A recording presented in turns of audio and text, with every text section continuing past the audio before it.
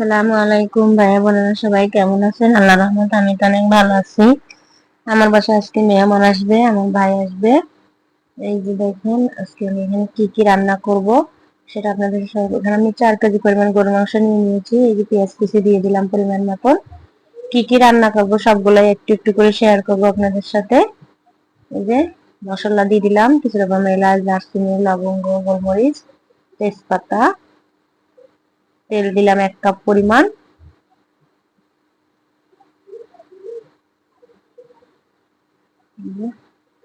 মরিচের গুঁড়া 2 টেবিল চামচ পরিমাণ।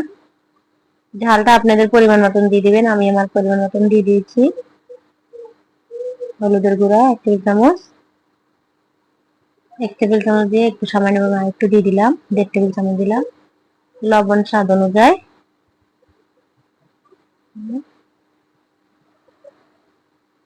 আদা রসুনের পেস্ট দিয়ে দিব পরিমাণ মতন। এই মশলাটা আমার বাসায় করা, সুন্দর করে আমি করে নিয়েছি সব মশলা মিক্স করে। এটা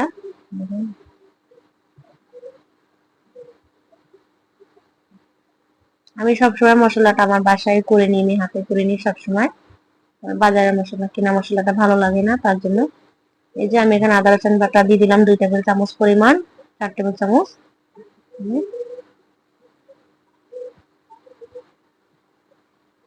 সুন্দর করে হাত দিয়ে একটু মেখে নিব।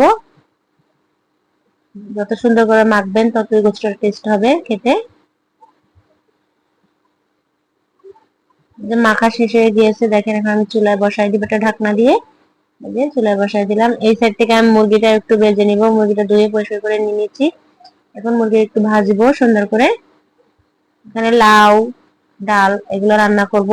এই যে লাউগুলো আমি কেটে নিয়েছি। সুন্দর করে লাউ ডাল করবো আজকে আমি গরুর হাড্ডি দিয়ে সুন্দর করে। এই গরুর হাড্ডি দিয়ে লাউ আর ডাল পাকাইলে খেতে অনেক টেস্টি হয়। এই যে আমি এখানে একটু হলুদ মাখবো, এখানে একটু হলুদ মেখে একটু লবণ মেখে মুরগিটা ভাজে নিব।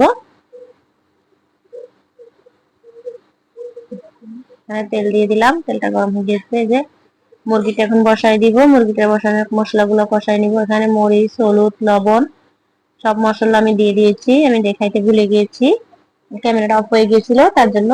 এই যে দেখেন মশলাটা কত সুন্দর আসছে, কালারটা দেখতে যেমন সুন্দর হয়েছে কালারটা। এখন ভাজা চিকেন গুলা দিয়ে দিলাম এখানে। এই যে মুরগিগুলা দিয়ে দিয়েছি। সুন্দর করে তো মুরগিগুলো কষাই নিব আর একটু। এই সাইড থেকে দেখেন গরু মাংসের কালারটা কত সুন্দর হয়েছে। আমার গরু মাংসটা হয়ে গিয়েছে, ধোয়ার জ্বালায় ক্লিয়ার দেখা যাচ্ছে না। এখন উঠাই নিব সুন্দর করে।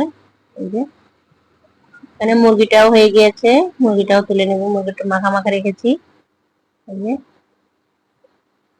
এখন আমি লাউটা ডালটা বসাই দিব। এখানে পেঁয়াজ কুচি, তেজপাতা দিয়ে দিলাম, মশলা দিয়ে দিলাম কিছুটা পরিমাণ। এই লাউটা আমি যেভাবে পাকাচ্ছি আপনারা একবার হলে এখন ট্রাই করে দেখবেন, খেতে অনেক টেস্টি হয়েছে। গরুর মাংস আমি কিছুটা পরিমাণ গরুর মাংস তারপর হাড্ডি উঠে রেখেছিলাম, তার জন্য এগুলো দেখুন আমি লাউ আর ডাল পাকাবো।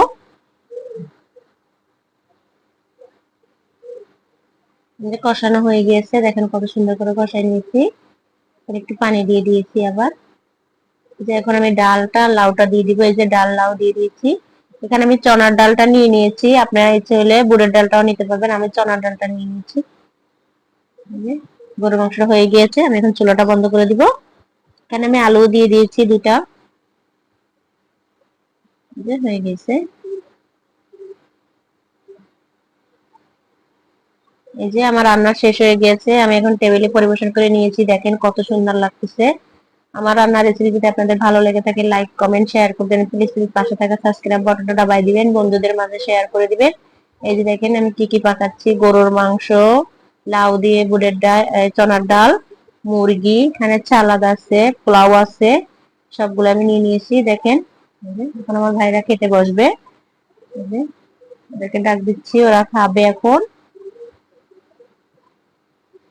এই যে আমরা ভাইরা এখন খেতে বসবে। ওই যে খেতে বসে গেছে, দেখেন ওইটা আমার ভাই, এটা ভাবি, সবাই খেতে বসেছে। আসসালামু আলাইকুম।